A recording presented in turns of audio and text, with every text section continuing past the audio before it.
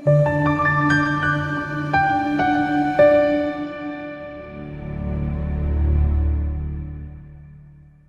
kakhulu ukukhuluma nawe kwi-channel kama kupastor le-channel Nyufliki. Okubalulekile nokufanele sicela kuwena ukusubscribe nokulike lama video wabhekayo namanye amaningi ongahambi wabheka.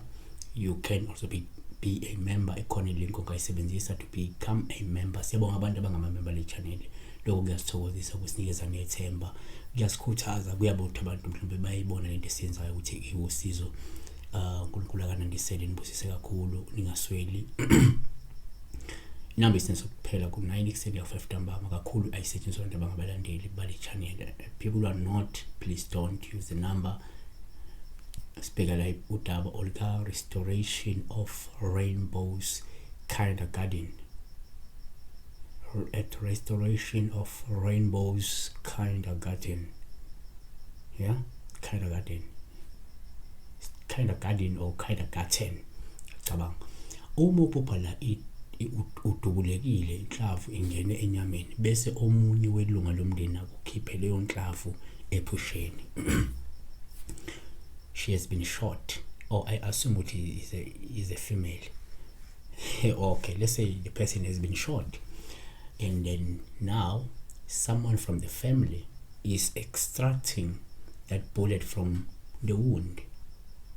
Lo muntu khipha ini a bullet enyameni emva kokuba lo muntu lo edubulekile.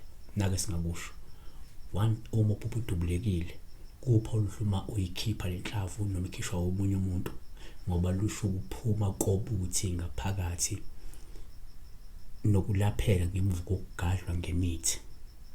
Jeremiah 33 verse 6. Bheka ngiyakulethela impilo nokuphulukiswa, ngibelaphe ngibambulele ukuthula nokulondeka okuningi. 2. Uma uphupha udubulekile omunye ngathi uPaul uhluma oyikhipha lenhlavu noma omunye eyikhipha lenhlavu olusho ukuthi imithi noma iziwasho ozisebenzisayo ziyasebenza futhi zinamandla okukhipha igadlo ezisemzimbeni wakho noma beyisemzimbeni wakho. Kusho ukuthi uPaul ngavela leli ngoba kunemithi oyisebenzisayo, kunewasho oyisebenzisayo noma kunemikhuleko-ke yabo oyisebenzisayo bese livela ke leli Paul leli. 3. Uma uphupha futhi la udubulekile omunye ngabe sethi no uPaul uhluma oyikhipha lenhlavu noma omunye umuntu ekhipha lenhlavu lusho ukuthi umkhuleko unamandla futhi uyakunqobela igadlo uma kungukuthi wena umuntu okhulekayo noma umuntu osanda kuthola umkhuleko komunye umuntu ekukhulekisa lo muntu. Amahubo 107 verse 28. Base bekhala kuJehova ekuhlupheni kwabo, wabakhulula ezinsizini zabo, wathulisa isiphepho, kwaze waba ngokuthula kwathula namadlambo olwandle. 4. Omunye angabheka kanje ngathi-ke uma uphupha udubulekile uPaul uhluma uyikhipha lenhlavu noma-ke omunye umuntu ekhipha lenhlavu ngoba lusho ukungenelela no uhlengwa isidalwa sakho egadleni zakho. Omunye ngathi-ke lokhu kusho ukungenelela nokuhlengwa onkulunkulu eyigadlweni ezimbi zabathakathi. So lesisho ukuthi ukholwa kuphi wena, ikuphi ithemba lakho, uyabona.